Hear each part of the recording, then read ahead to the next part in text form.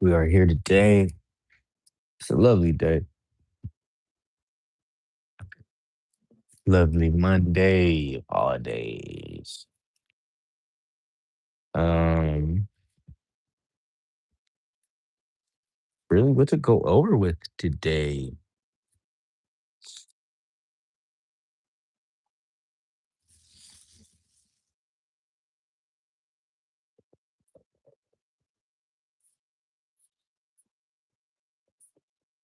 First things first.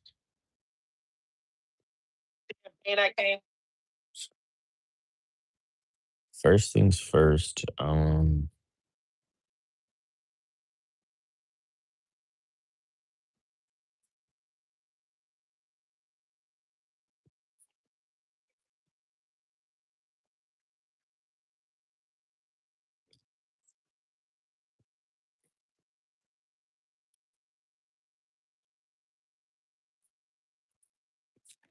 Anyway, so what we're talking about today, we're just focusing on that dial in. Um, right? So what does it mean to be dialed in? We're talking VPD. We're talking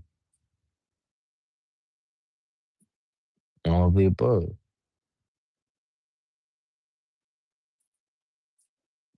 That is the true um to be dialed in is the goal, if you get me. Um, how we do that is VPD control via temperature and the humidity control. The higher your humidity gets, the lower your VPD will get. The lower your humidity becomes, the higher the VPD will become. As you control the fan, say we have the 6-inch inline fan operating and running, right? So we have this running. As we have it running, we are seeing uh, heat offsets, right? Maybe some heat offsets we are not looking for, or we're just not into it at all, right? Right? Perhaps. In those situations, what do we do? How are we going to manage that as compared to outdoors and so forth and so what? Being in a true outdoor environment,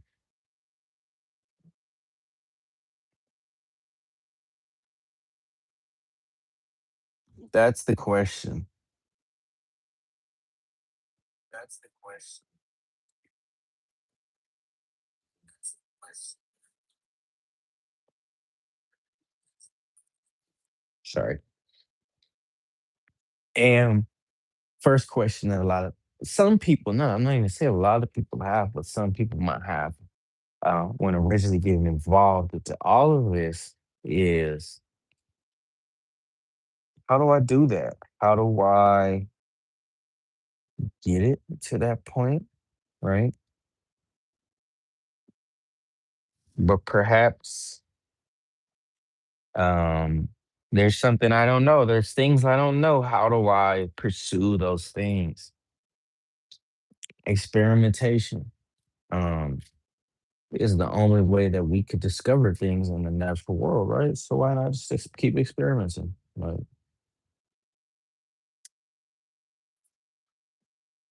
and so be it, and so be it.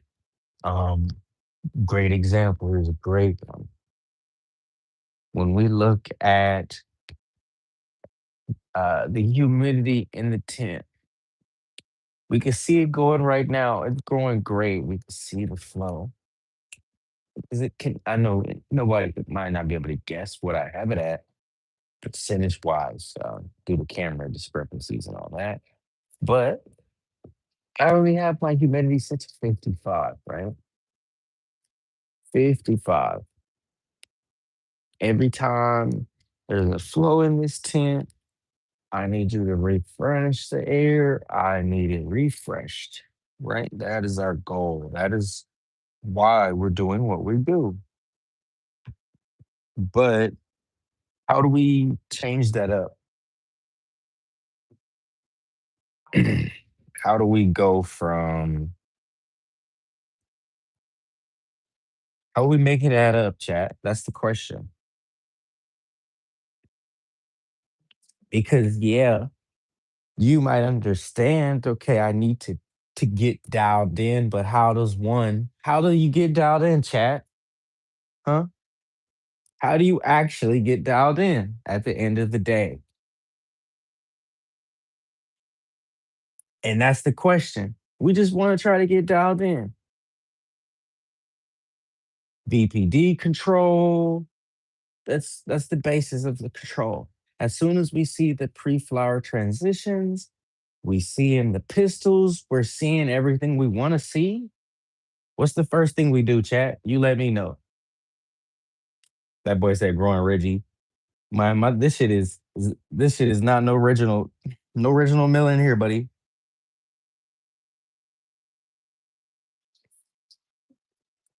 If you're interested in any of the genetics, as always, nothing is for sale. We're doing grow your own. That boy said that's that stress, baby. You tell me if it's stress or not. Look up in-house genetics. You tell me. You tell me if you got a breeder in your DMs and we'll talk. We'll see what breeders and geneticists you have in your DMs on Insta and we'll talk. How about that?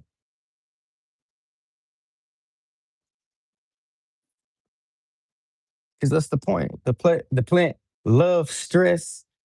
Why would I give it stress? This isn't hydro. This light isn't even at a close to 300 watt. That boy said a Pokemon breeder. Hey, no cap. I do know a homeboy that likes to call himself a Pokemon breeder. No cap. Isn't that crazy? To look out for some stressful shit. Like that shit is nuts.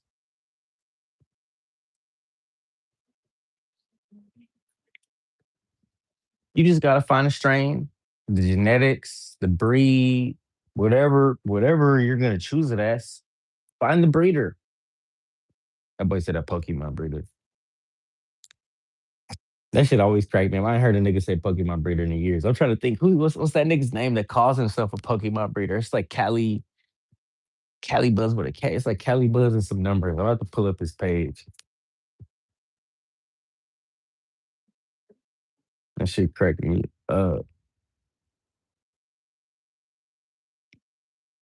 Yes, I should absolutely quit, friend. Absolutely.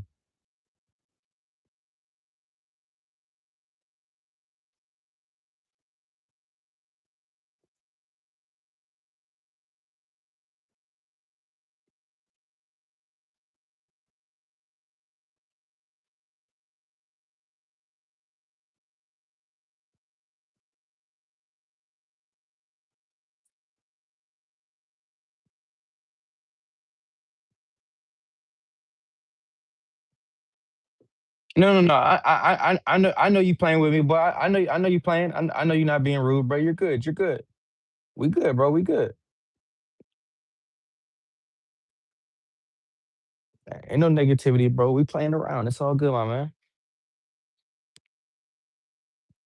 I like bumping into people. I like bumping into people. It's the real world. We can crack jokes. We can have a laugh with one each other. It's all good, my man. It's all love. This in-house genetics. They got. I got three of these.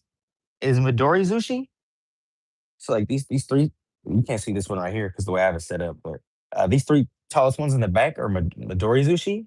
The other three I have are Divine Zushi. So this is my first time running this specific strain from him. Um, either of the Zushi cuts. I'm trying to look for a specific cut. I reached out to him on Instagram. He's grown some nice cuts of it, especially the Zushi alone. The Divine Zushi is Divine Gelato number 3, crossed with Blue Zushi, crossed with Slurricane 44. I'm not a big fan on Slurricane usually, but I am into in-house genetics cuts of Slurricane because I really like his cuts. They're really quality. You don't get so much of that forbidden fruit cheap purple grape taste, you get some more of that override fermented taste. You know what I mean? Um, as compared to the Midori sushi in here is gonna be yellow sushi crossed with blue sushi crossed with Slurricane 44.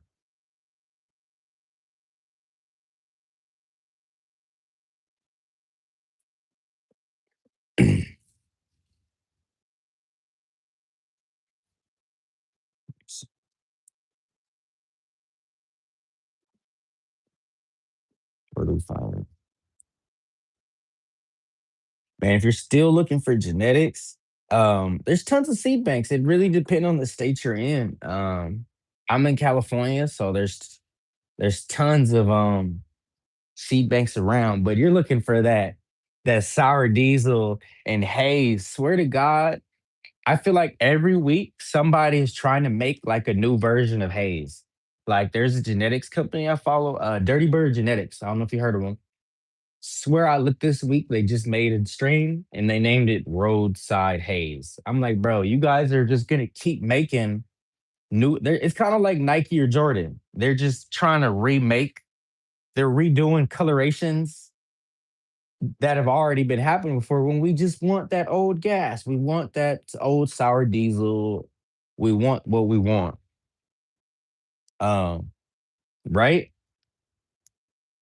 And so I'm like, I know some people are still holding on to like some sour diesel, like Humboldt Seed Co. stuff like that. Like really a lot of West Coast people are really trying to hold on to keeping original cuts because so many people are pushing out the OG cuts. Like the Zushi, for example, this uses Slurricane 44, but in-house, I think when you look up on his when you go on it, depending on what seat bank you go to, but on most of them, he has over 200 strains, different genetics for each one. But so many of them rely on Slurricane 7 to 23 to 33 to the 44, like I'm using right now. So I'm like, that's a nice way to keep the past alive, you know? That's like listening to the oldies. It's like listening to driving around and you hear a rap song and you're like, man, I know this song. And you start singing it, but it turns out to be a rap song when it sounded like some oldies or something, like some Marvin Gaye or something, like some old school, you know, it's a nice sample. I like when they do that. Like, hey, all right, maybe people don't want the OG these days. All right, well, how can we cross it up? How can we mix it up to keep it alive in the cut? So say 10 years down the road, instead of nobody wants OGs in 2026. All right, I'm gonna stop crossing OGs. Now keep crossing the OGs, you know? That's what I'm saying. I think that shit is great.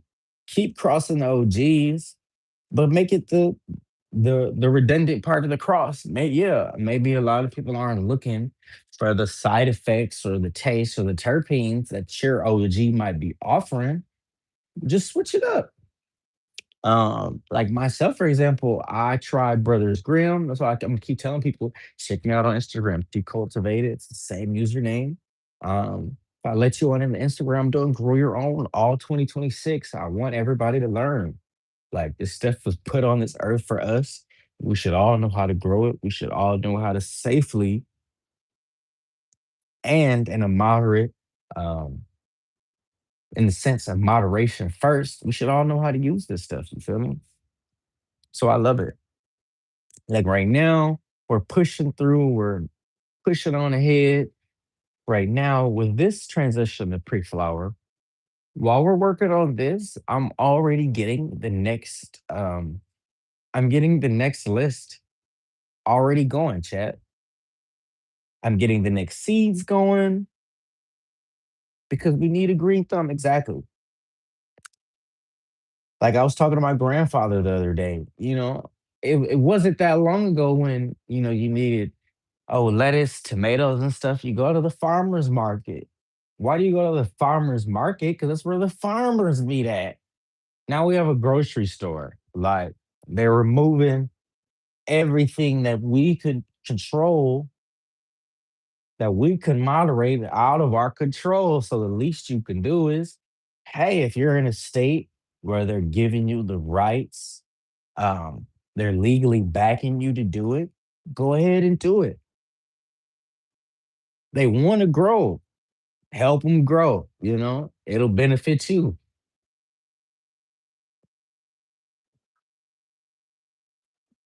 But hell yeah, we're gonna go ahead and shut this off. We're gonna be back on tonight. Lights are on 9 p.m. to 9 a.m. I'm in California, so I'm gonna try to get us all set for 9 p.m. my time. We're gonna see how these beautiful ladies look at lights on. We're gonna do some watering. We're gonna check some LCT clips. We're just gonna do a nice little hangout. I'll be set up on my MacBook, so I'll try to have some educational videos and everything pulled up when we're back on later. So we'll look at the hemp that I'm growing in this stage, and then we're just gonna compare some other hemp growers, see what they have going on. But thanks everybody for dropping in. We're gonna be back later. We out. Appreciate y'all.